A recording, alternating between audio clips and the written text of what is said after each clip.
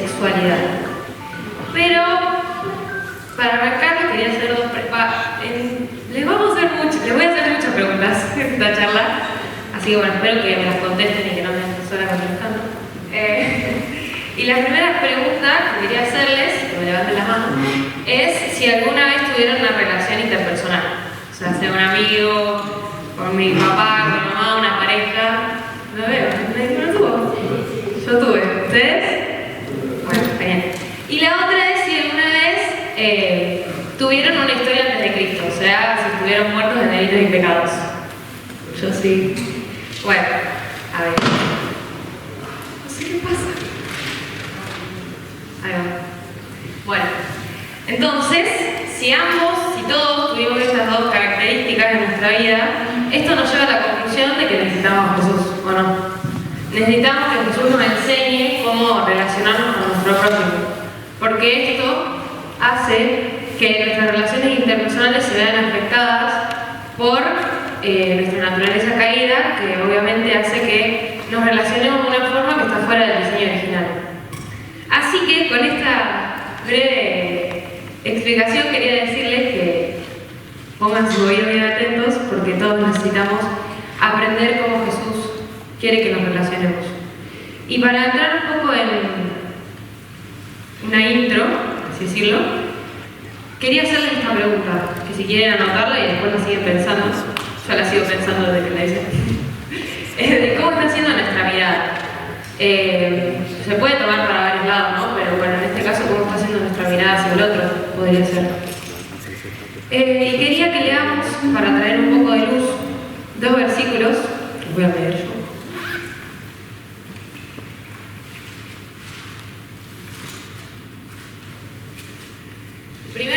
El primero está en 2 Corintios 3,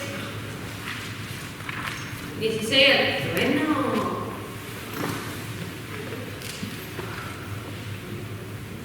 Estamos en vivo. Ahí está. 2 Corintios 3, el 16 al 18, que bueno, un poco el contexto de este versículo es que, bueno, Pablo le viene hablando a los judíos acerca de la gloria del antiguo pacto, que se acuerdan que menciona en un momento que Moisés había visto su rostro y que su rostro, incluso esa gloria que después se desvanecía, era increíble. ¿Qué más increíble iba a ser la gloria de Dios? Y bueno, viene hablando de eso y en el versículo 16 dice: en cambio, cuando alguien se vuelve al Señor, el velo es quitado, pues el Señor es el Espíritu, y donde está el Espíritu del Señor, allí hay libertad. Así que todos nosotros, a quienes nos ha sido quitado el velo, podemos ver y reflejar la gloria del Señor. El Señor, quien es el Espíritu, nos hace más y más parecidos a Él a medida que somos transformados a su gloriosa imagen. Bueno, después vamos a volver a leer este versículo, pero quería traerlo como intro porque antes de que nosotros conozcamos a Jesús, nuestro corazón estaba tapado por velos que no nos dejaban entender cómo Jesús pensaba, cómo Dios había pensado en nuestra sexualidad, cómo Dios había pensado en nuestras relaciones y la forma de relacionarnos.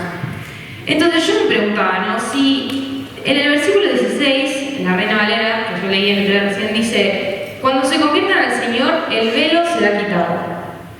Si dice esto, ¿no? ¿Por qué muchas veces seguimos viviendo como si ese velo estuviese, ¿no? Y lo que a mí me llevaba a pensar esto es que el velo en Cristo ya fue quitado, pero muchas veces nuestras actitudes, nuestra forma de pensar del antiguo yo siguen manifestándose en nuestra vida y por lo tanto en nuestras relaciones. Y me llevaba a pensar en que si bien tenemos esa oportunidad de poder ver acá descubierta la gloria del Señor, muchas veces nos seguimos mirando mucho a nosotros mismos. Y eso nos lleva a vivir quizás de una forma desordenada. Y también otro versículo que podía ver está en Mateo. Yo estoy leyendo todo en LD, para que sepan. Que bueno, es en el contexto del Sermón del Monte, que Jesús viene enseñando acerca del dinero, de las posesiones, y en el versículo 22 dice: tu ojo es como una lámpara que da luz a tu cuerpo. Cuando tu ojo está sano, todo tu cuerpo está lleno de luz. Pero cuando tu ojo está enfermo, todo tu cuerpo está lleno de oscuridad. Y si la luz que crees tener en realidad es oscuridad, qué densa que es esa oscuridad. Nuestro ojo muchas veces fue entrenado, por así decirlo, por la oscuridad que nos habitó en el pasado, ¿no? Entonces, muchas veces esto nos lleva a ver de forma distorsionada al otro. Y nos llevó a prácticas destructivas en nuestras relaciones. Y a que no podamos entender, como les decía antes, el diseño de Dios para ellas. Entonces ahora quiero pedirles, después de esta intro, y que veamos que realmente necesitamos que Jesús nos muestre cómo Él quiere que vivamos este diseño que Él pensó, que ahora vamos a ver de qué se trata. Quería leerles esto para que ahora podamos cerrar nuestros ojos, inclinar nuestro rostro y pedirle a Él, en este momento, Jesús, te pedimos que tu luz venga sobre nuestro entendimiento. Jesús, te pedimos que tu luz disipe toda oscuridad que no nos deja ver.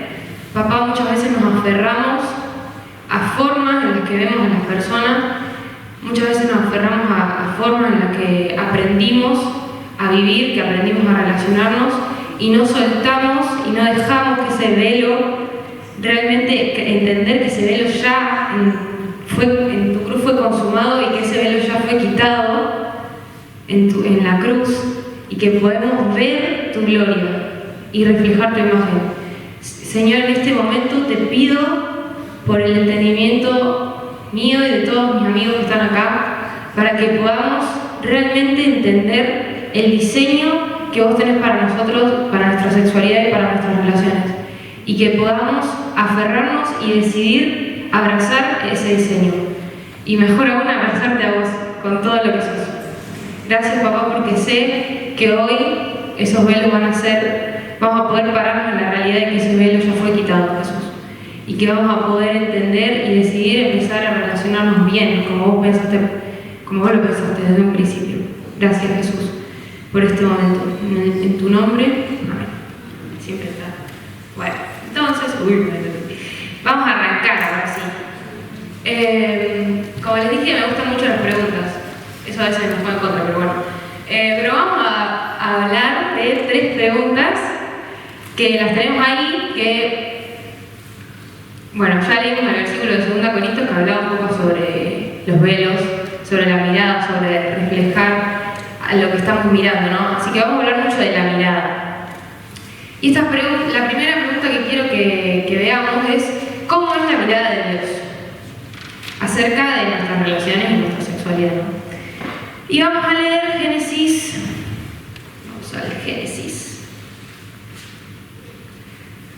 1, del 26-27, que dice, bueno, todos lo conocemos, ¿no? Entonces Dios dijo: hagamos a los seres humanos a nuestra imagen, para que sean como nosotros. Ellos reinarán sobre los peces del mar, las aves del cielo, los animales domésticos, todos los animales salvajes de la tierra y los animales pequeños que corren por el suelo. Así que Dios creó a los seres humanos a su propia imagen. A imagen de Dios los creó. Hombre y mujer los creó. Bueno, en este versículo podemos ver que hay 2 límites que Dios puso cuando nos creó. Los límites son buenos, aunque no lo crean. Son buenos los límites. Y Dios, cuando nos creó, podemos ver en este versículo que lo podemos resumir, por así decirlo, en 2 palabras, que son compromiso y complementariedad. Ahora nos vamos a dar un poquito más en profundidad. Pero a mí me encantan estas 2 palabras porque como que me llevan a poder entender un poco más acerca de este diseño.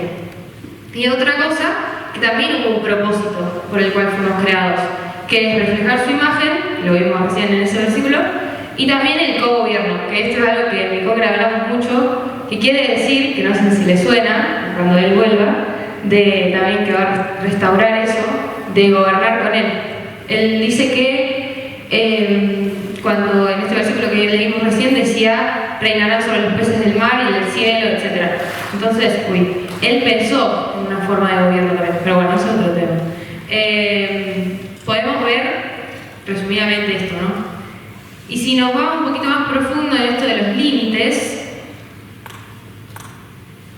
en esto de la complementariedad y el compromiso, podemos decir que Complementariedad tiene que ver con que Dios creó al hombre y mujer, con características que nos hace que nos complementemos el uno al otro. Y algo que me parece hermoso es que Jesús pensó, vieron que en el versículo este que leímos recién dice que a imagen de Dios nos creó, y pensó que juntos podamos ser portadores de una imagen, que es su imagen, ni más ni menos que su imagen. Entonces ese diseño, eso sería la complementariedad, ahí lo dice, lo de la imagen.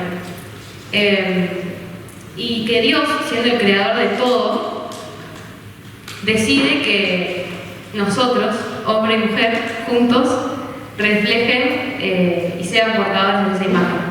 Y cuando yo estaba pensando en esto, además de esto de que la complementariedad es hombre y mujer nos creó, también, busqué la definición de complementario, porque me encantó eso que dice para perfeccionar algo. Y cómo en esa relación matrimonial, en donde yo todavía no estoy casada, pero espero estar pronto, en esa relación matrimonial, uno al otro se va también perfeccionando y complementando. Y otra cosa que pensaba era que quizás a veces, porque uno piensa en esto y dice, bueno, ahí le está hablando de los que tienen quebranto de género, ¿no? Pero en realidad no, porque muchas veces vemos relaciones en donde hay una definición incorrecta de la complementariedad. ¿Por qué? Porque complementariedad es eso, o sea, uno complementa al otro, no uno está por encima del otro ni uno por debajo del otro. Entonces también es como volver a ese diseño de complementariedad correcta, por así decirlo, o sea, que Dios nos creó para que nos amemos y para que nos cuidemos, no para que nos pisoteemos, básicamente.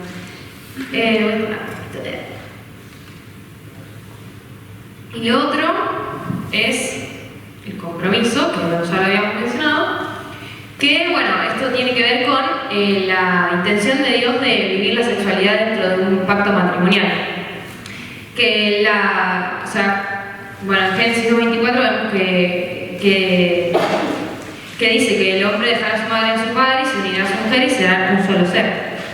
Entonces, vemos que, en este caso, que cualquier expresión sexual fuera de lo que sería este pacto matrimonial no estaría en la voluntad de Dios, no estaría siendo aprobada por Él y no estaría siendo agradable ante sus ojos.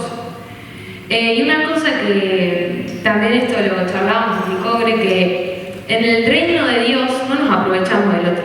Entonces, cuando pensamos en las relaciones, no pensamos, por ejemplo, capaz que es lo mismo, ¿no? Hay una pareja que está dentro de un pacto matrimonial y dentro de un compromiso y también una complementariedad hombre y mujer. Pero si yo estoy aprovechándome del otro y estoy usándolo del otro para mi propio placer, por ejemplo, y como hablábamos recién de pisotear al otro, que eso se va a hablar más adelante también, tampoco ese fue el diseño de Dios. En el reino, que si vemos el Sermón del Monte, lo vemos bien, Jesús no vino para enseñarnos que teníamos que estar por encima del otro, todo lo contrario. Entonces, creo que esto de que en las relaciones no nos tenemos que aprovechar del otro es un principio que Él nos dejó. Entonces esta sería la respuesta a la primera pregunta que vimos, que era ¿cuál es la mirada de Dios acerca de nuestras relaciones y sexualidad? ¿Se va entendiendo hasta ahora? Sí. Qué bueno. Vamos a continuar con la siguiente pregunta. Estoy yendo a los palos. Que tenía que ver con si se distorsionó su mirada. ¿Ustedes qué opinan? Por favor, conténtenme. Se distorsionó, bueno. Esta es una pregunta tramposa en realidad, porque la respuesta es que no se distorsionó su mirada. En realidad, ¿cómo? Dios sigue mirando a las relaciones de la misma mirada. Nuestra mirada en realidad se distorsionó. Nuestra mirada, por el pecado y por la famosa manzanita, fue la que llevó a que empecemos a mirar de una manera distorsionada a nosotros mismos, al prójimo y a Dios, que era un poco también lo que mencionaba Mauricio. Y vamos, les voy a leer Génesis 3, que bueno, es cómo continúa la historia de lo que antes leímos, que dice, la serpiente era el más astuto de todos los animales, ya sabemos la historia, ¿no? Que el Señor Dios había hecho. Cierto día le preguntó a la mujer, ¿de veras Dios les dijo que no deben comer del fruto de ninguno de los árboles del huerto? Claro que podemos comer del fruto de los árboles del huerto, contestó la mujer. Es solo del fruto del árbol que está en medio del huerto, del que no se nos permite comer. Dios dijo, no deben comerlo, ni siquiera tocarlo, si lo hacen, morirán. No morirán, respondió la serpiente a la mujer.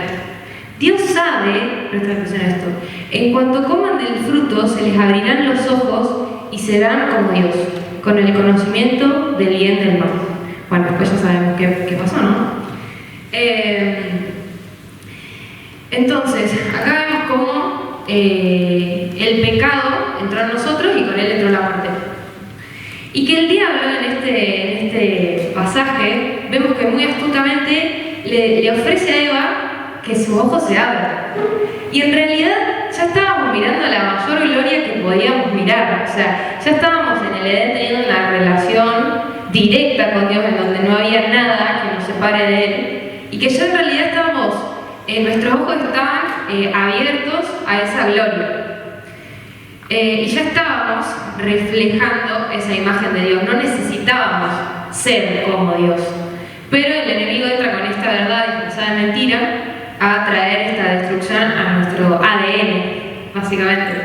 Entonces, nuestra desobediencia nos lleva a vivir una vida pensando que nosotros tenemos el control y pensando que nosotros sabemos cómo hacer las cosas.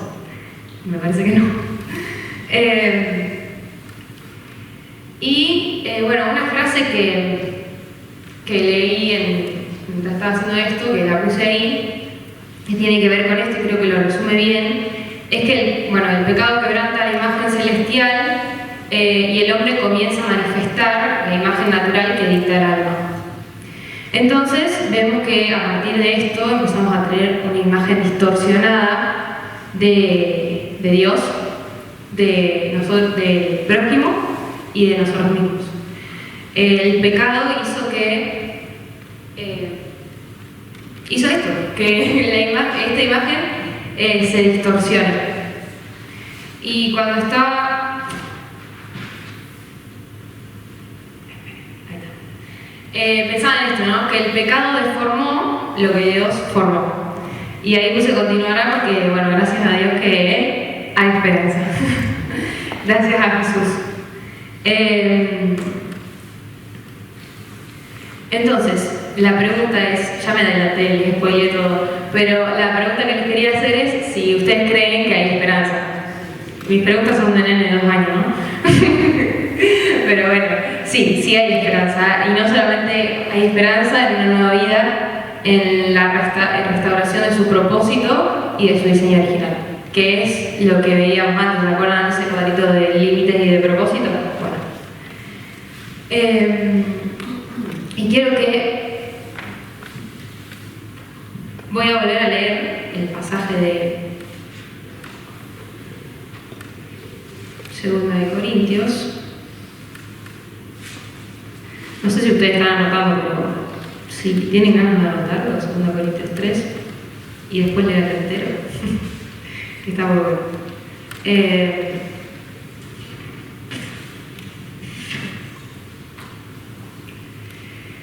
En cambio, cuando alguien se vuelve al Señor, el velo es quitado, pues el Señor es el Espíritu, y donde está el Espíritu, allí hay libertad.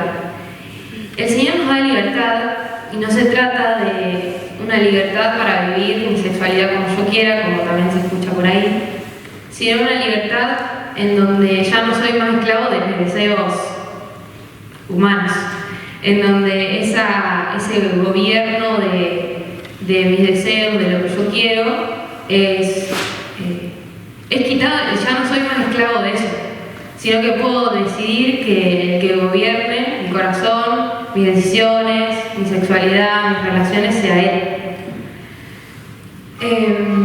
Y después sigue diciendo el versículo 18, así que todos nosotros,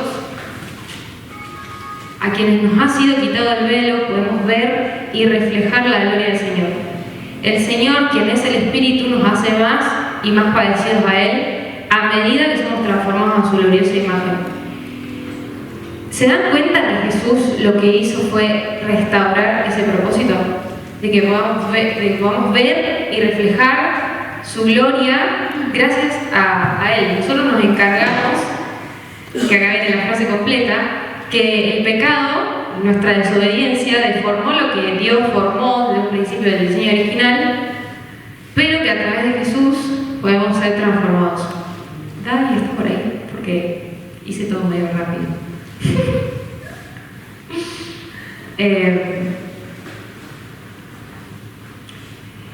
No se trata de qué tan distorsionada esté tu sexualidad, de qué tan distorsionadas estén tus relaciones, sino que el Señor, que es el Espíritu, nos hace más y más parecidos a Él. Él se encarga de transformar eso. O sea, Él nos dice, mírenme a mí, que yo me voy a encargar de transformar y de devolver de a poco ese diseño original, y que ese diseño original sea restituido, y con eso también el propósito que Él tiene para nosotros, que es reflejar su imagen.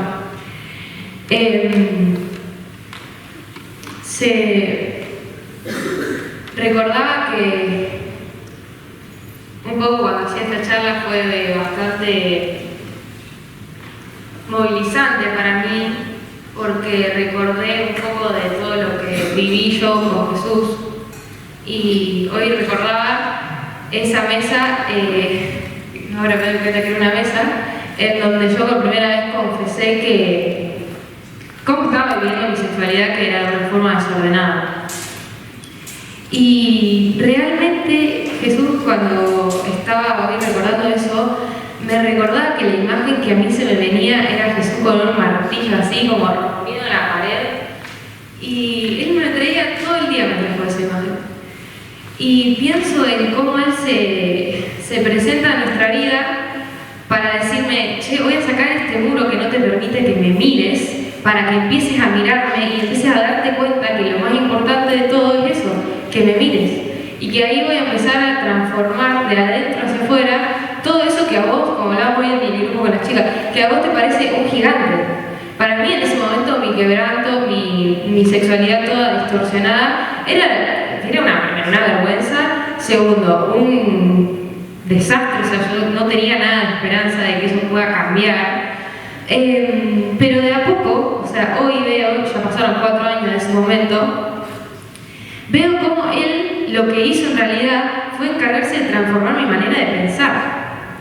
Y cuando se encargó de transformar mi manera de pensar, y con eso mi manera de mirarlo a Él, empezó a devolver ese diseño original de empezar a mirarlo a Él de una forma correcta y por lo tanto a reflejar esa imagen. Por ahí también había una frase que decía que nos convertimos en aquello que miramos. Y por eso también quería empezar esta charla con esa pregunta que le hice. ¿Qué estamos mirando? Porque creo que es importante analizarlo, o pensarlo por lo menos, para que podamos decir, te quiero mirar a vos.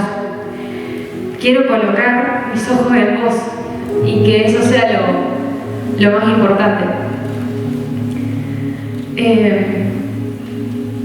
Para ir terminando, si quieren ponerse de pie, quiero que cantemos una canción que para mí es muy importante, pero no solo por eso, sino porque es increíble esta canción, es lo que dice. Pero bueno, muy lindo todo, la verdad, hermoso lo que Jesús hizo en la cruz. No lo queremos menospreciar para nada, pero siempre está la pregunta, ¿y ahora qué hago? Y yo fui bastante de eso, de preguntarme eso. Después, más adelante,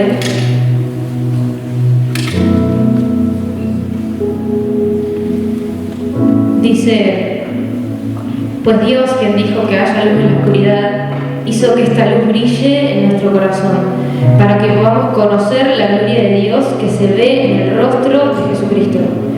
Ahora tenemos esta luz que brilla en nuestro corazón, pero nosotros mismos somos como frágiles vasijas de barro que contienen este gran tesoro.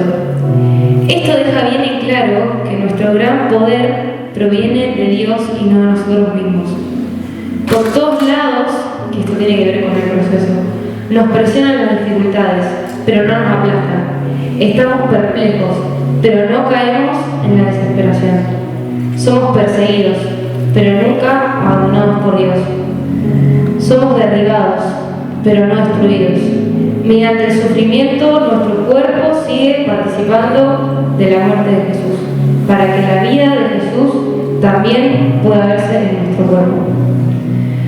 Papá, en esta tarde queremos reconocer que quizás no te estuvimos mirando, que estuvimos mirando de forma distorsionada, que nuestra mirada también quizás por las relaciones que vimos toda nuestra vida, tomamos esas relaciones como ejemplo y en realidad no eran el mejor ejemplo.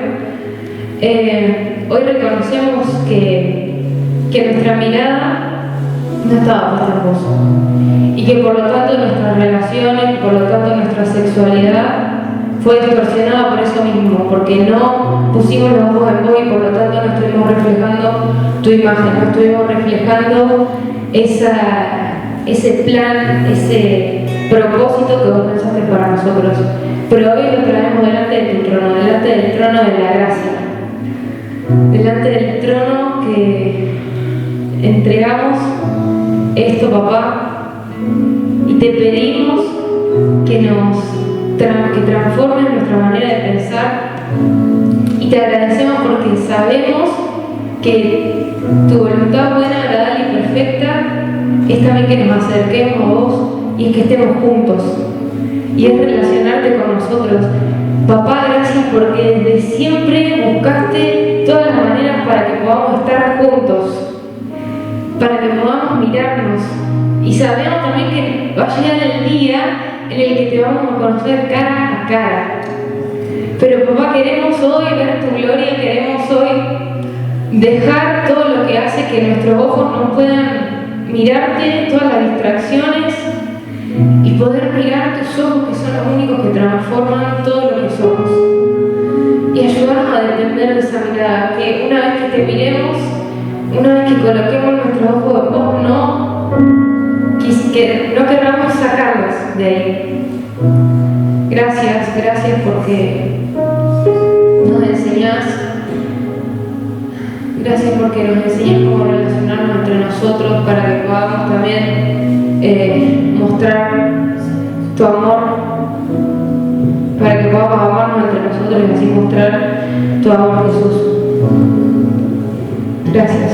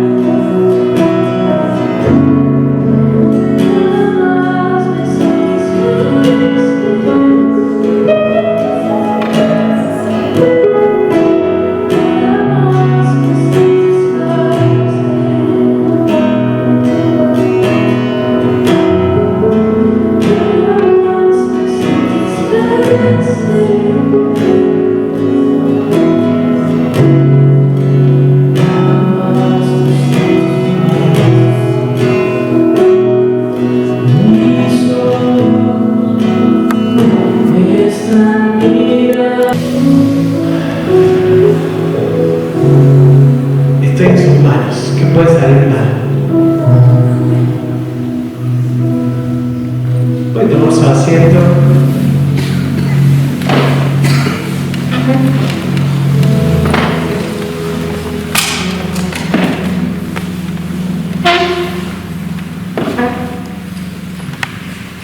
Gracias, Pri. Que no diga que tenga un poco tu juventud, Pri, porque es la mejor charla que he escuchado de este tema, por el valor de todos los que han dado a este tema. Vamos a estar hablando ahora, le puse como título de esta charla, Saliendo de la oscuridad. No más secretos. Saliendo de la oscuridad. ¿Alguien vio la película Intensamente, la última? Voy a spoilear que se muere Alegría. No, mentira.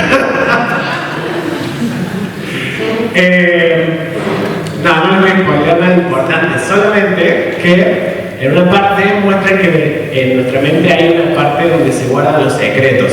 La bóveda de los secretos. ¿Sí? Que son como unas cajas fuertes gigantescas. Yo cuando lo veía digo, uy, en una época de mi vida estas bóvedas de secretos deben haber estado colapsadas, porque había muchos secretos, muchas cosas que guardaba, que no hablaba, que no compartía, y justamente estas bóvedas están también representadas en la película porque son oscuras, así como acá. Y hoy lo que quiero que veamos es una llave que Dios nos ha dado, o también lo podemos representar como una puerta, como esa pequeña puerta, que nos da la oportunidad de salir de este lugar de oscuridad a un lugar de luz. Fíjense lo que dice 1 Juan, capítulo 1, versículo 5. Voy a leer del 5 al 10 en la NTV. Este es el mensaje que oímos de Jesús y que ahora les declaramos a ustedes. Dios es luz.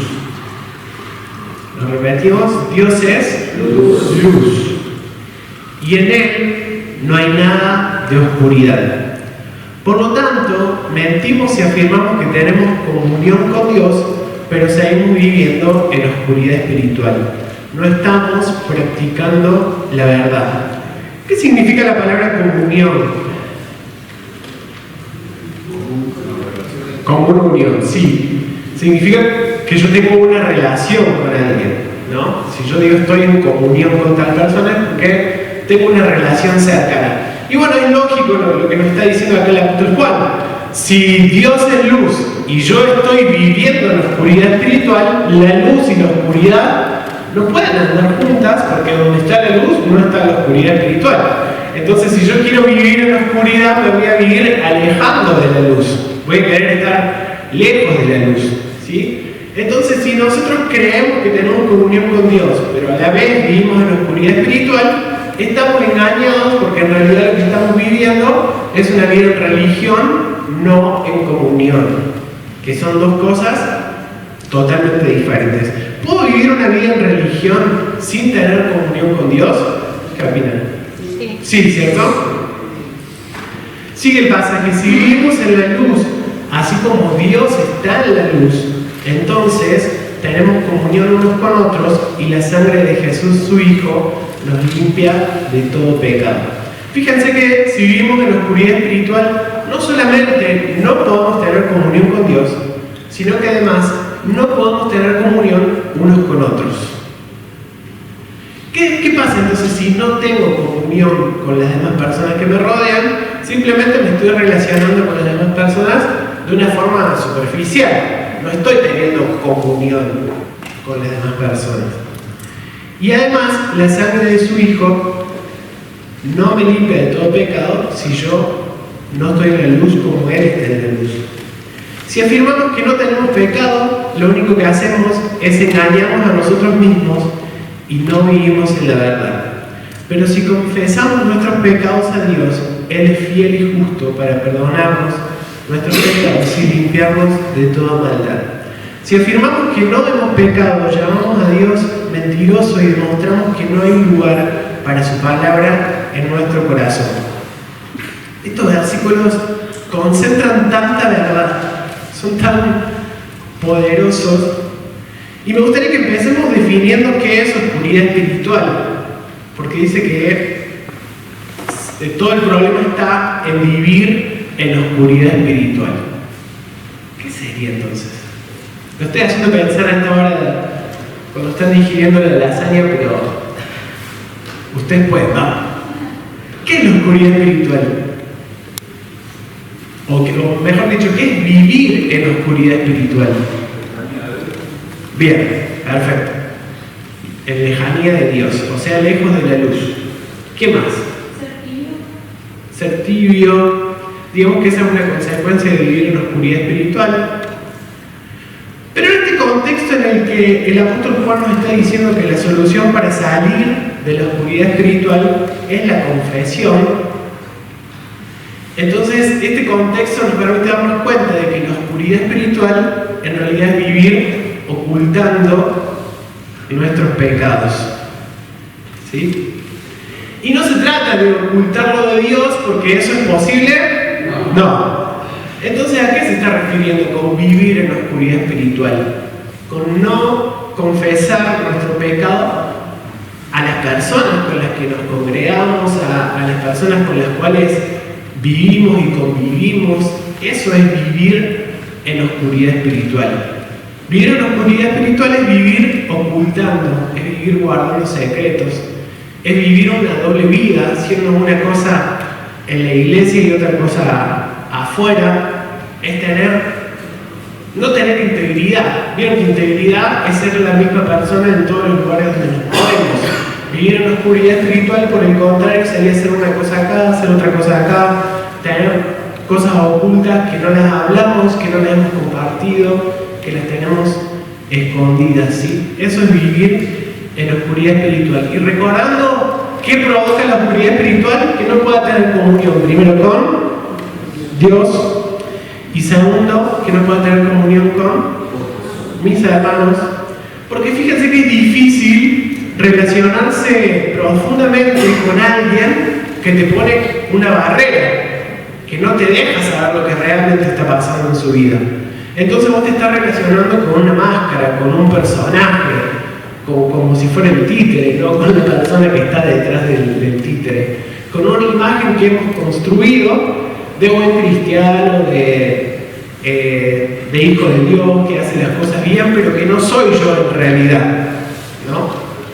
Y a veces tenemos mucho miedo a que esta imagen que hemos construido de nuestro yo buen cristiano sea quitada y que se vea lo que realmente somos. Pero lo que Dios nos anima es justamente a que derribemos esa imagen, porque Él quiere tratar con nosotros, no con esta imagen que nosotros hemos construido.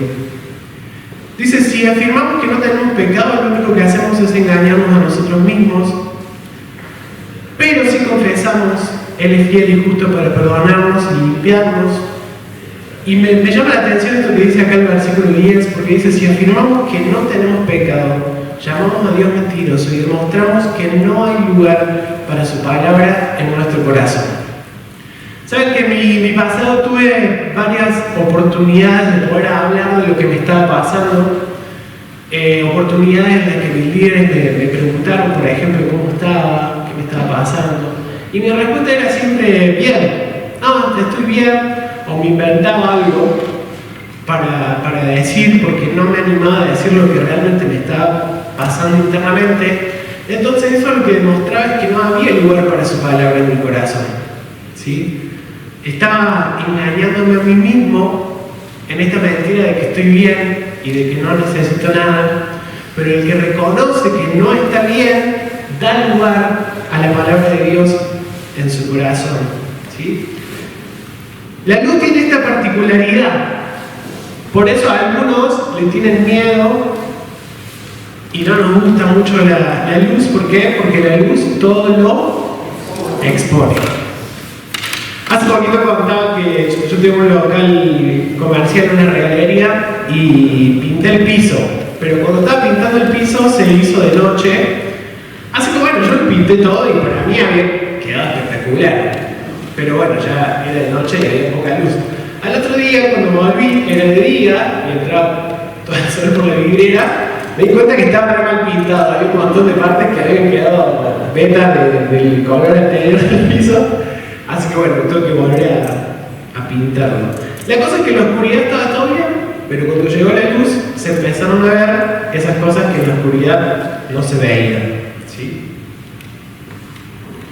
Juan 3:19 dice: esta condenación se basa en el siguiente hecho. La luz de Dios llegó al mundo. ¿Quién es la luz de Dios que llegó al mundo? Jesús. Pero la gente amó más la oscuridad que la luz porque sus acciones eran malvadas. Todos los que hacen el mal odian la luz y se niegan a acercarse a ella porque temen. ¿Cuál es el problema por el cual no nos acercamos a la luz? Porque tememos. Tenemos miedo. Y quiero que nos hagamos esta pregunta: ¿la luz te da miedo? Porque si la luz te da miedo, no la conoces de verdad. Si la luz no nos da miedo es porque no entendemos quién es la luz. ¿Quién es la luz? Dios. Todos los que hacen el mal odian la luz y se niegan a acercarse a ella porque temen que sus pecados queden al descubierto. Pero los que hacen lo correcto se acercan a la luz para que otros puedan ver que están haciendo lo correcto.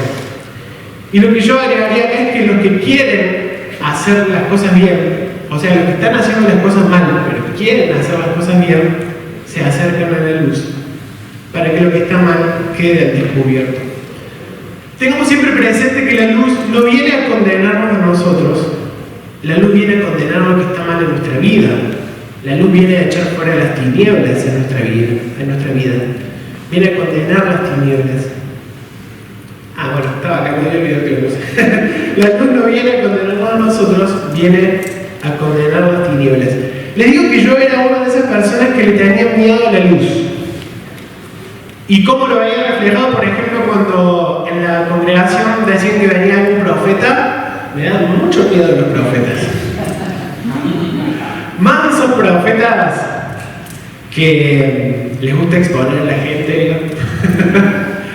Había una mujer que sabía invitar a una congregación que decía: Dios me ha dado esta nariz y yo tengo un olfato y me doy cuenta. Así que entonces pasaba, por ejemplo, por cerca de la batería y decía: el que está en la batería está en pecado. Esas cosas así. Entonces yo tenía terror que esa mujer me viera algo, no sé, entonces si venían ese tipo de personas, yo me sentaba al fondo. Esa no es la verdadera luz. Esa no es la verdadera luz. La verdadera luz no viene a condenar, no viene a señalar, no viene a juzgar. La verdadera luz viene a traernos libertad. ¿Qué pasa donde hay oscuridad? Donde hay oscuridad reina el engaño, las mentiras, la vergüenza, el temor, el autoaborrecimiento, la culpa. Donde hay oscuridad, y mientras decidimos encubrir la oscuridad, ella nos esclavizará. Tengamos presente esto. Mientras permitamos que la oscuridad espiritual viva en nosotros, ella nos va a esclavizar. Nos va a hacer que sea cada vez más difícil salir de ella. La oscuridad es un lugar espiritual. Fíjense que la palabra de Dios dice que Él nos trasladó del reino de la oscuridad al reino de la luz admirable. Este reino de la oscuridad es un lugar donde reina todo esto, el engaño, porque fíjense que si nosotros no viéramos, seríamos más fáciles de engañar. Donde no hay luz, no vemos y es más fácil engañar. Estoy leyendo estos días Génesis y justo leí la historia en la que Jacob le quita la primogenitura de Saúl y lo engaña a su padre. ¿Por qué lo engaña el padre? Porque el padre era ciego. Entonces, con un poco de pelo de chiva y con ponerse de ropa con el olor de su hermano, lo engañó. De la misma manera, la oscuridad espiritual nos engaña, las tinieblas nos engañan con más facilidad cuando estamos en la oscuridad, cuando no vemos. Si acá no hubiera luz, yo les podría decir a ustedes: soy rubio, tengo ojos celestes, tengo un cuerpo musculoso, y usted se lo creería porque lo ve. Y saben que cuando la luz espiritual empieza a llegar a nuestra vida, la verdad se hace tan evidente que las mentiras son desechadas. No hay por qué cargar con el peso solos. Gálatas 6:2 dice el apóstol Pablo: sobrelleven los unos las cargas de los otros y cumplan así la ley de Cristo. Y acá quiero preguntarte, ¿hay cargas que estás llevando solo? Y con cargas me refiero a cosas que no estás hablando, a secretos que estás guardando, a luchas que estás teniendo que no te animás a hablarlas con otra persona. Yo les cuento un poco, por si algunos no conocen mi historia. Yo nací en un hogar cristiano, mis papás eran cristianos. Fui toda mi infancia a una congregación, a la iglesia. Participé de la escuela bíblica. Era de esos niños que me sabía todas las historias de la Biblia, los libros de la Biblia. Todo lo que vos me preguntaras lo sabía, pero cuando llegó la adolescencia, a los 12 años, empecé a darme cuenta. Ya había pasado otras cosas antes, pero ahí fue como que fue más consciente de que sentía atracción al mismo género. Y además, por medio de un primo, conocí la pornografía. En esa época eran los cibers, había que ir a los cibers para tener acceso a internet.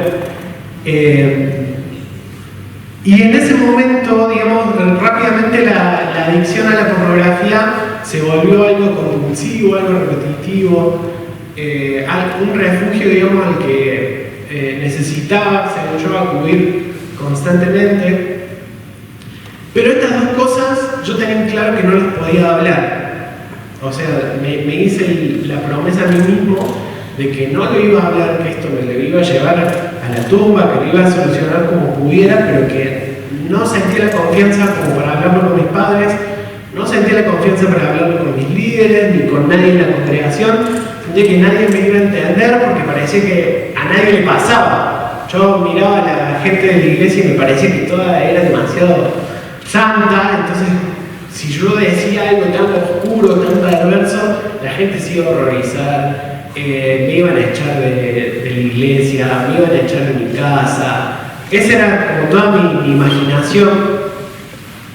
Así que constantemente me repetía a mí mismo que, bueno, lo único que hacía era hablar con Dios y orar y pedirle ayuda, pedirle que me saque, que me ayude de alguna forma, pero parecía que no pasaba nada. Pasaba el tiempo, pasaban los años y la cosa cada vez empeoraba más.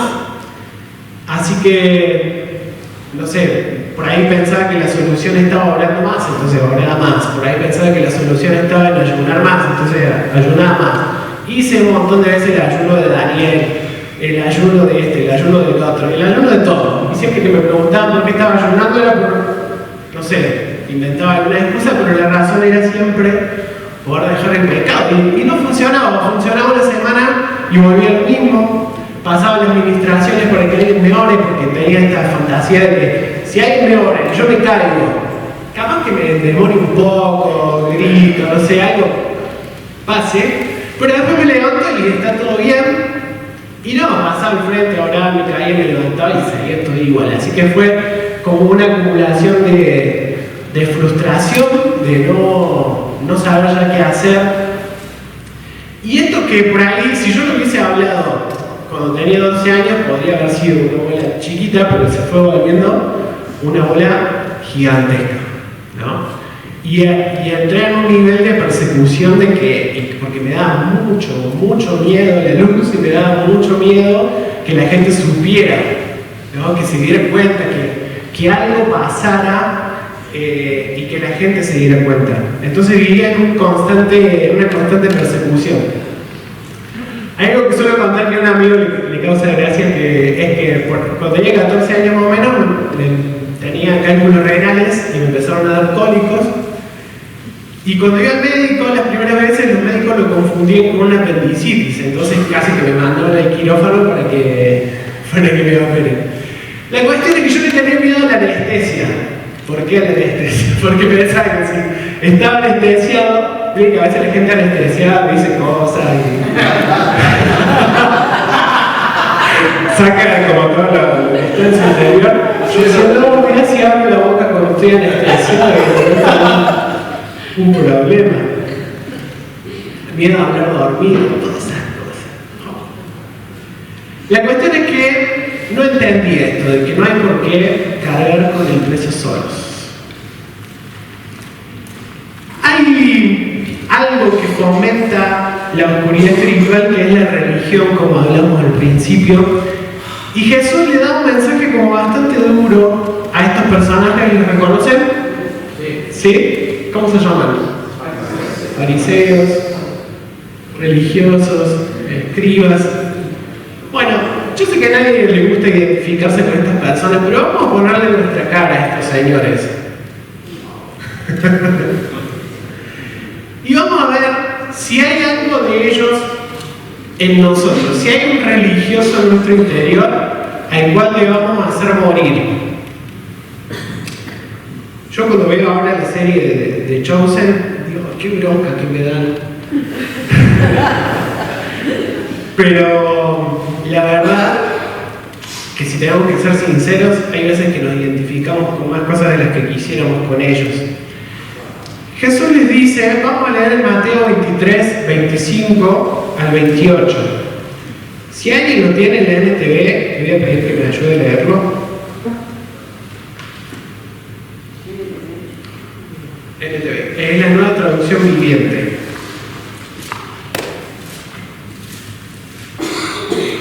¿Alguien lo tiene? O bueno, cualquier otra versión. Dale, ¿quieres leer? Para que te pase el micro así sale en la grabación. ¿Qué aflicción les espera, maestros de la ley religiosa y fariseos, hipócritas? Pues se cuidan de limpiar la parte exterior de la taza y del plato, pero ustedes están sucios por dentro, llenos de avaricia, y se permiten todo tipo de accesos. Fariseo ciego, primero lava el interior de la taza y del plato, y entonces el exterior también quedará limpio. ¿Qué aflicción les espera, maestros de la ley religiosa y fariseos, hipócritas? Pues son como tumbas blanqueadas, hermosas por fuera, pero llenas de huesos de muertos, de toda clase de impurezas por dentro. Por fuera parecen personas rectas, pero por dentro el corazón está lleno de hipocresía y desenfreno. Muchas gracias. ¿Qué palabra usa Jesús para referirse a los fariseos? Esta palabra tan fuerte, hipócritas. Hipócritas. Imagínense que yo venga y le diga, tengo una palabra del Señor para usted. El Señor te dice hipócritas.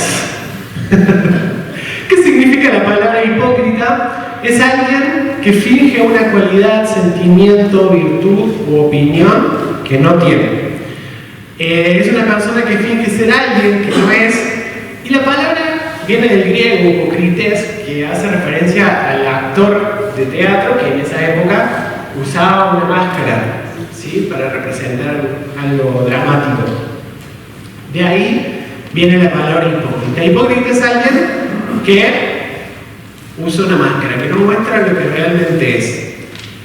No, espero que me respondan, ni levanten la mano ni nada, pero piensa si en su congregación hay gente que finge ser algo que no es. Y ahora pensemos si nosotros fingimos ser algo que no somos. A mí no nos gusta tanto, ¿no? Una característica que dice Jesús es que la religión nos hace, todo lo que hacemos es para aparentar.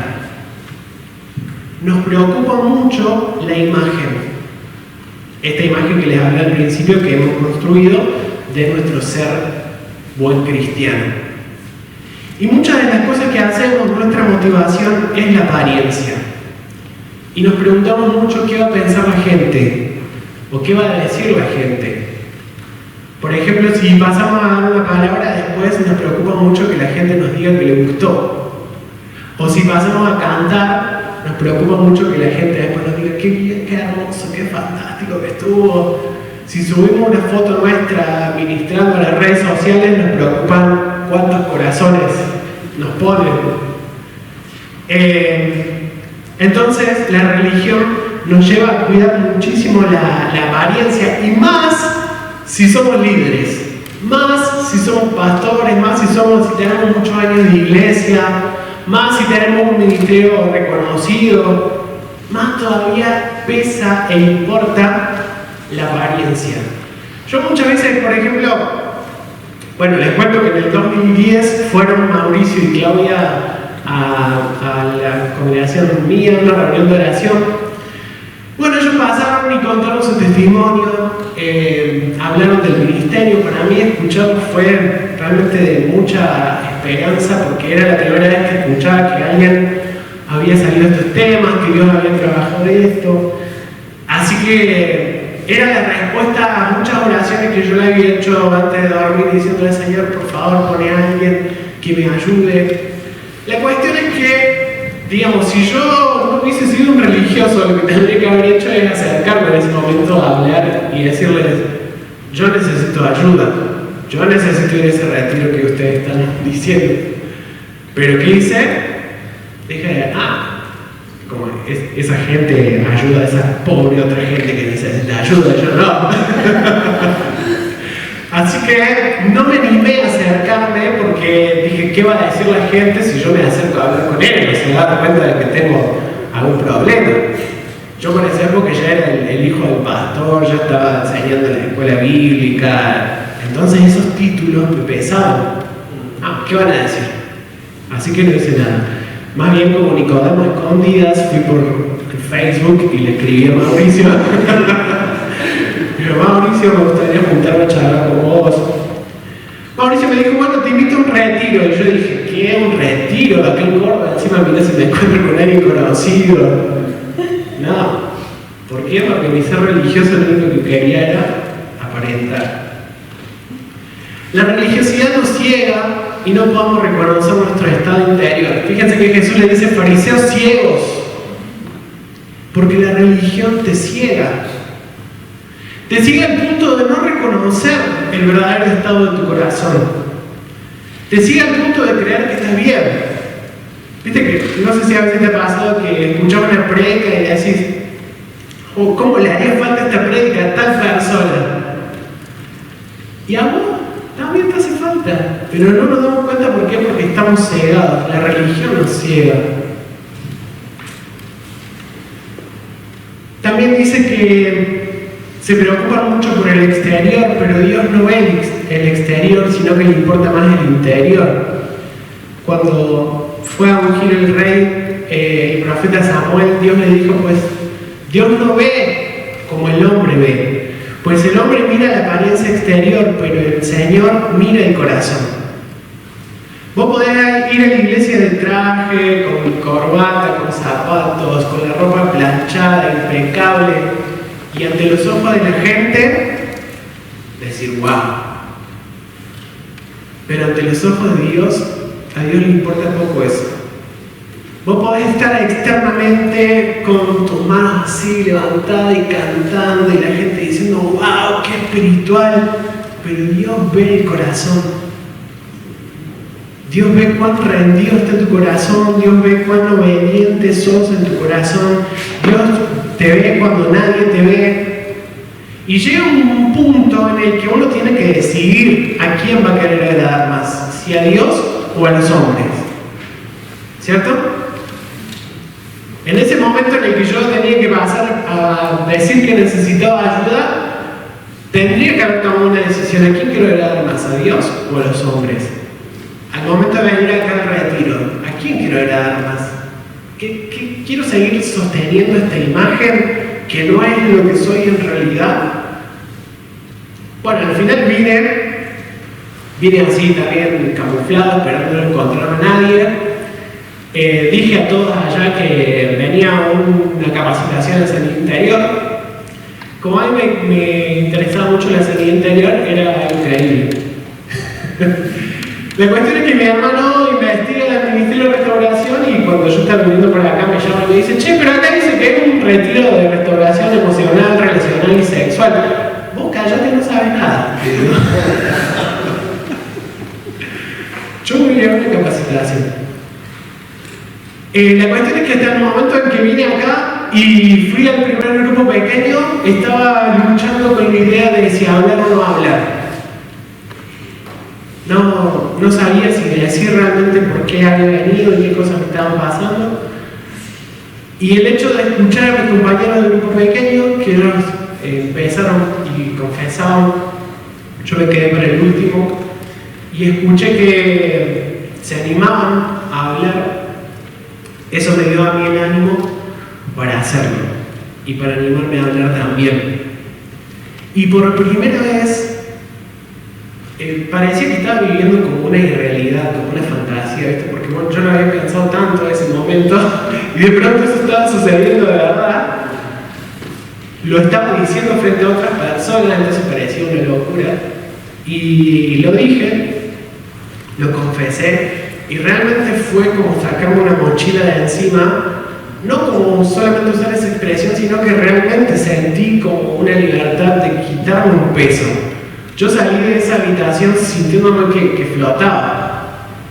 Realmente creo que algo espiritual sucedió ahí, un tipo de liberación no como el que yo me había imaginado, que vomitaba y que gritaba, pero realmente una liberación muy profunda en la que había tomado esta puerta que se había abierto y había permitido que la luz entre. Muy contrario a todo lo que yo pensé, lo único que recibí, por supuesto, fue comprensión, fue amor, fue que oraron por mí, fue que me brindaron su apoyo. Ahora, hablar acá en estos grupos es relativamente fácil porque la gente que está no te conoce, porque no le tenés que seguir viendo la cara después, porque, digamos, está todo preparado en un ambiente donde todo el mundo viene a buscar ayuda sobre ese tema. El desafío fue cuando volví, porque me acuerdo que en una administración acá, Dios me dijo como muy claramente que tenía que hablar con mis papás y que tenía que hablar con mis líderes y que no me preocupara porque ellos me amaban. Y yo dije, bueno, Señor, es como que esa palabra que Él me dio valentía a su vez. Así que apenas llegué a Córdoba, les escribí a mis líderes y les dije, me tengo que juntar a hablar con ustedes. Muchas veces había intentado hablar con ellos, pero cuando llegaba el momento había como algo que me bloqueaba y yo había pensado todo el día, esta noche le voy a decir, esta noche le voy a decir, esta noche le voy a decir. Y me acercaba cerca de mi líder y viste, y hablaba algo de fútbol, del clima, qué sé yo, y no me iba y chao, me olvidé, bueno, ya está. Y ese día me preguntaron, che, ¿cómo te fue en el retiro, en esta capacitación que fuiste? Bueno, de eso les quería hablar y les conté.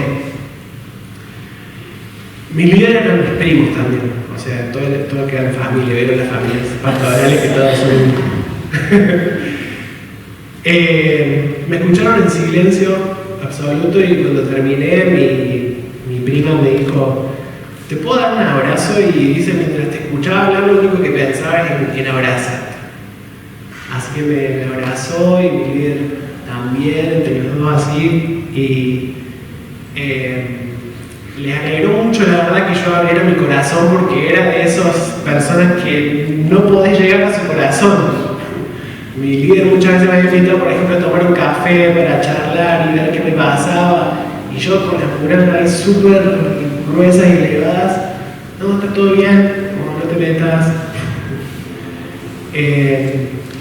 Así que empecé a tener verdadera comunión con ellos, como dice el versículo que leímos al principio. Primero empecé a tener verdadera comunión con Dios, empecé a conocerlo como realmente Él es.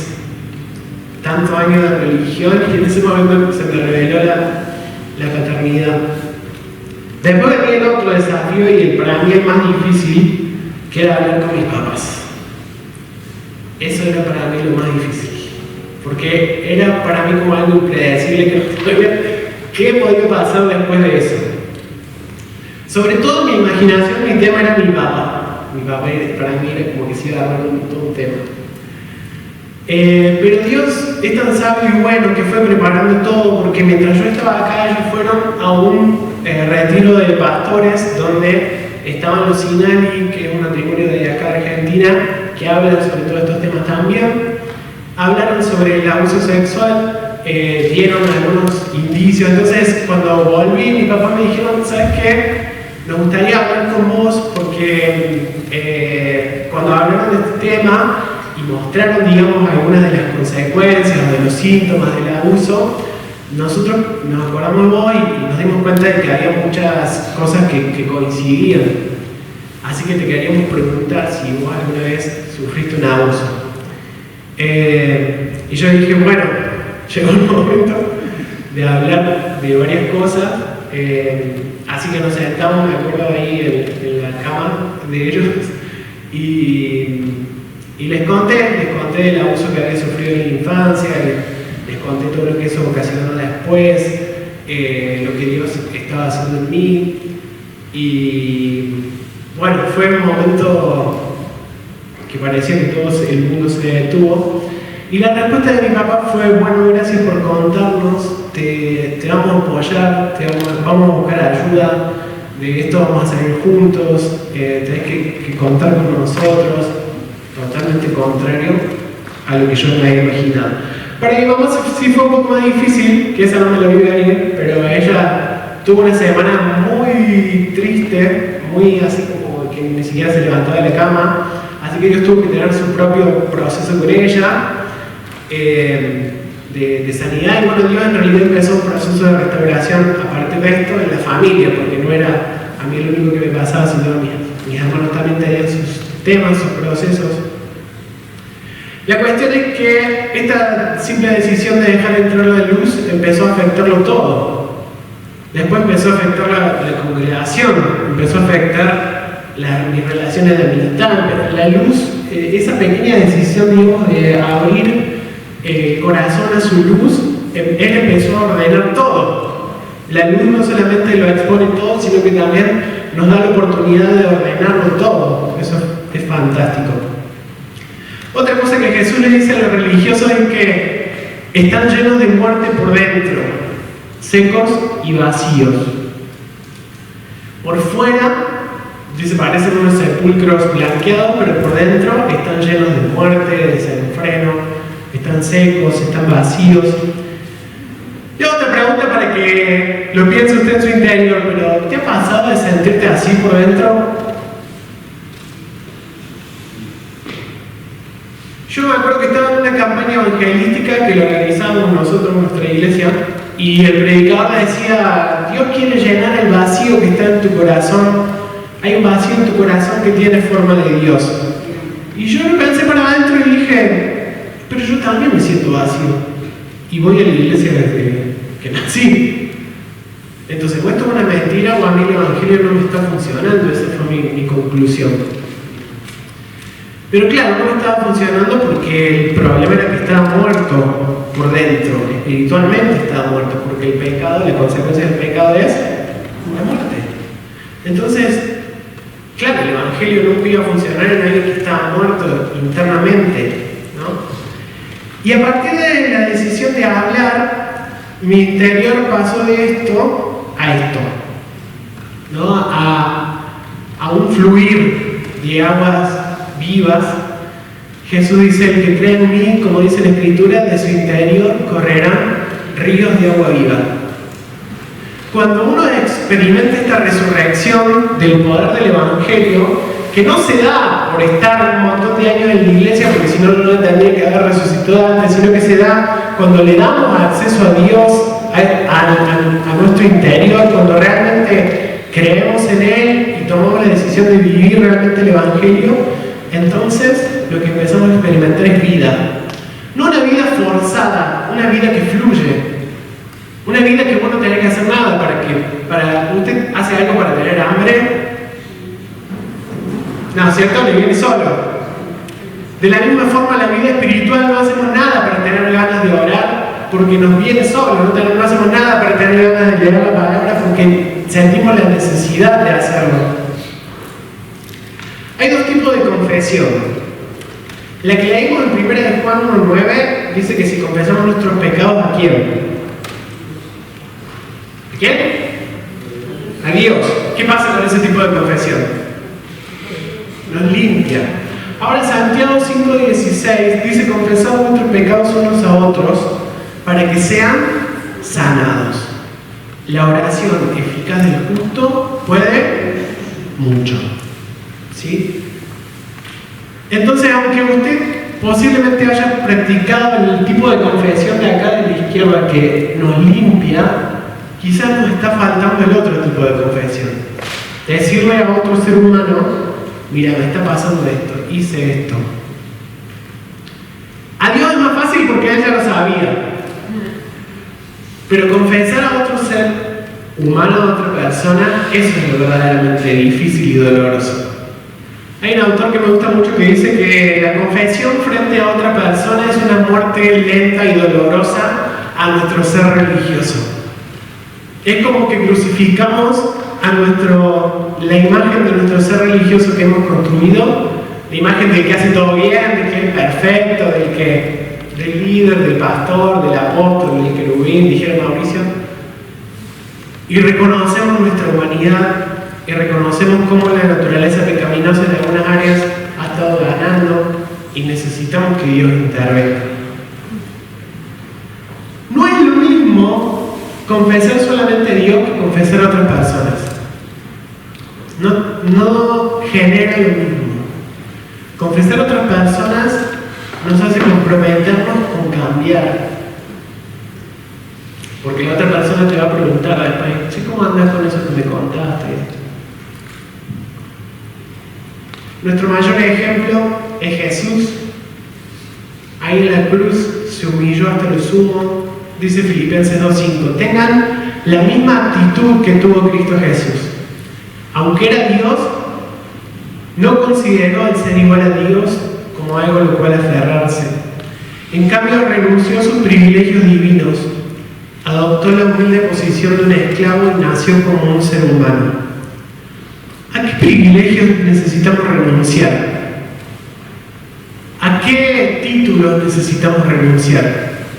No, ¿cómo voy a confesar esto si soy tal cosa? ¿Qué humilde posición necesitamos adoptar? Cuando apareció en forma de hombre, se humilló a sí mismo en obediencia a Dios y murió en una cruz como morían los criminales. Si a Jesús le hubiese importado la apariencia, jamás hubiese permitido una muerte como morían los criminales. Si Jesús le hubiese importado la apariencia, hubiese dicho, no, ¿qué van a pensar de mí si camino por acá cargando una cruz como un criminal? ¿Alguna vez le pasó a usted que lo fue a buscar la policía a su casa y lo sacó encapuchado, lo puso contra el móvil? ¿No? Bueno, eso sería que te traten como un criminal, ¿no? ¿Y qué pensaría usted? ¿No? Qué vergüenza, todos mis vecinos me están viendo. Jesús se humilló a sí mismo en obediencia a Dios y murió en una cruz como morían los criminales. Por lo tanto, y acá viene la otra parte, porque la historia no termina en la cruz, sino que la cruz es el comienzo de una nueva vida. Por lo tanto, Dios lo elevó al lugar de máximo honor y le dio el nombre que está por encima de todos los demás nombres, para que ante el nombre de Jesús se doble toda rodilla en el cielo y en la tierra y debajo de la tierra, y toda lengua declare que Jesucristo es el Señor, para gloria de Dios Padre. Después de la humillación hasta lo sumo, ¿qué vino? La exaltación hasta lo sumo. Ese es un principio espiritual para nosotros que Jesús también nos dejó, porque el que se enaltece será humillado, pero el que se humilla será enaltecido. La vida de este lado de la luz es totalmente opuesta a lo que vivíamos antes. Totalmente opuesta. Primero que nada, porque el Evangelio funciona. Del otro lado, el Evangelio no funciona. Ahora hay un componente muy importante, y con esto quiero terminar, que es el arrepentimiento. Porque el otro punto, digamos, de aparentar algo que no somos es que no tengamos problemas en confesar, pero que no haya arrepentimiento. Y que diga, sí, yo hice tal cosa, hice tal otra, y que no me duele lo que hice. Fíjense lo que dice Job 11:13, dice, si tú dispusieras tu corazón y extendieres a él tus manos, si alguna iniquidad hubiera en tu mano y la echares de ti, y no consintieres que more en tu casa la injusticia, entonces levantarás tu rostro limpio de mancha, y serás fuerte y nada temerás. Y olvidarás tu miseria o te acordarás de ella como aguas que pasaron. ¿A cuántos les gustaría acordarse de las cosas que hoy están viviendo? Supongo, vámonos al 2030 y mirar el 2024 y decir, ah, qué bueno que esos son aguas que ya pasaron. Uy, ¿te acuerdas cómo estaba nuestro matrimonio en el 2024 y lo que Dios hizo hoy? Uy, ¿te acuerdas cómo estás metido bien en el barro del pecado en el 2024 y mira hoy, 2030, todo lo que Dios ha hecho, cómo Dios nos está usando para sanar a otras personas? Esa promesa va a ser consecuencia de esto. Si pusieras tu corazón y extendieres a él tus manos, y si alguna iniquidad hubiera en tu mano y la echaras de ti, y no consintieres que more en tu casa la injusticia, y quisiera que imaginemos que esta es nuestra casa, nuestro ser es nuestra casa, y no consentimos de que more en nuestra casa la injusticia. Mandamos una orden de desalojo, de que salga. Entonces vienen todas estas consecuencias. El 17 dice, la vida te será más clara que el mediodía. ¿Se acuerdan que cuando estábamos en la oscuridad todo era oscuro?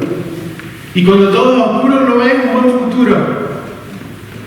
Por eso las ganas de morir se hacen muy presentes, porque no ves salida, todo está mal. La vida te será más clara que el mediodía, aunque oscureciere, será como la mañana. Tendrás confianza porque hay esperanza. Mirarás alrededor y dormirás seguro. Hay esperanza.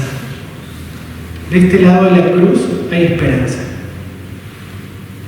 Me acuerdo muchas veces de haberme costado dormir y que entre la ansiedad, otra cosa que pasa intensamente, la amiga ansiedad no te deja dormir proyectando tu futuro y todas las cosas malas que pueden pasar. Entonces yo lo único que podía ver era un futuro donde todo salía mal. Entonces realmente no podía dormir seguro, no podía dormir de hecho. Dormirás seguro, no necesitarás pastillas para dormir, le agrego yo. Te acostarás y no habrá quien te espante y muchos suplicarán tu favor. Invito a ponerse de pie.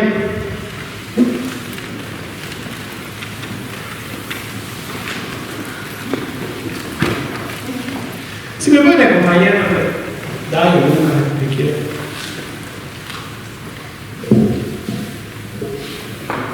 Tenemos una decisión frente a nosotros. Termina esta charla y vamos a los grupos pequeños. En los grupos pequeños podemos tomar la decisión de seguir viviendo en la oscuridad espiritual o de abrir la puerta a la luz y de decir, me pasa esto, necesito ayuda con esto. Quizás en el pasado lo hemos hecho, pero contamos una parte, porque esa también me la hice. No, sí, me pasa esto, o me pasa esto, pero esto ya lo solucioné. Ya no tengo problemas con la pornografía, porque no, eso me pasaba antes, pero ahora ya está bien. Y es mentira. No, sí, yo hace mucho que ya no tengo pensamientos de este tipo, y es mentira. ¿Qué tal si hacemos un pacto con la verdad hoy? Hacemos morir el ser religioso que hay en nosotros y decimos la verdad. Sin acomodarla, sin maquillarla, sin taparla, para que podamos experimentar la verdadera libertad que hay en él. Yo soy mucho de ver series y películas. Últimamente estoy viendo Doctor House, que dice a cada rato, todos mienten. Y muchas veces lo que detiene encontrar el diagnóstico para sanarlos es que han mentido los pacientes, ¿no? Muchas veces lo que está deteniendo nuestra sanidad es que mentimos, que no somos realmente honestos. es que desde niños hemos aprendido a ocultar, a escondernos, a mentir para zafar. Tenemos mucho miedo a la luz. Tenemos mucho miedo que vean lo que realmente hay del otro lado. Pero este es un ambiente propicio, un ambiente lleno de gracia para quitar toda oscuridad de nosotros y que Dios pueda hacerse más real en nuestras vidas. Que podamos tener una relación verdadera con Él, sin máscaras, sin miedo, sin estarnos escondiendo. Esas cosas no forman parte de nuestra verdadera identidad, no son quienes somos realmente. Son ropas viejas, sucias, de las cuales podemos despojarnos y vestirnos de las nuevas. Hay una vida que es la vida que realmente Dios quiere para nosotros y está del otro lado de la cruz. De ese lado de la cruz no hay culpa. Puedes levantar tu rostro, no tenés que andar por la vida con la mirada abajo, lleno de vergüenza. Serás fuerte, nada temerás, olvidarás tu miseria, la vida te será clara. ¿Sabes que Dios te va a exaltar? Dios te va a exaltar. Dios te va a levantar. Habrá esperanza, habrá seguridad y tendrás algo para dar a otros, algo genuinamente del Espíritu para dar a otros, un fruto de un proceso que vos mismo viviste y con la ayuda de Dios pudiste superar. Eso se vuelve en algo tan valioso para dar a otros.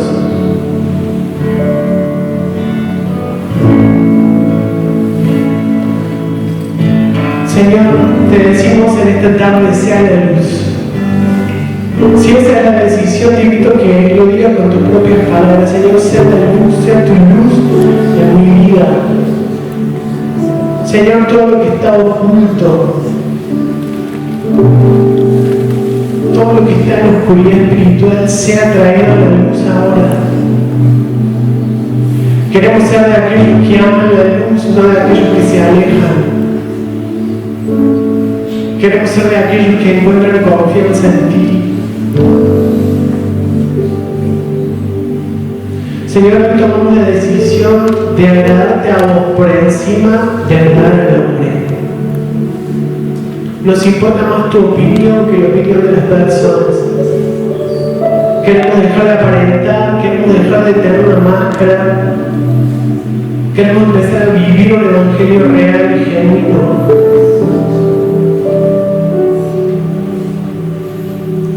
Señor, hoy abrazamos la verdad y queremos vivir un estilo de vida en verdad, en luz, en integridad.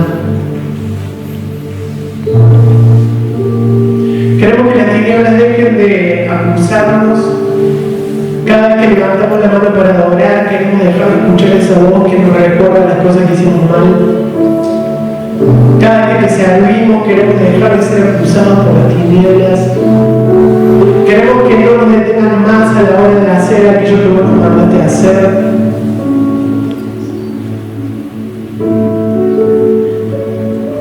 Señor, que quitemos todo obstáculo en nuestro corazón para que tus aguas de vida puedan fluir.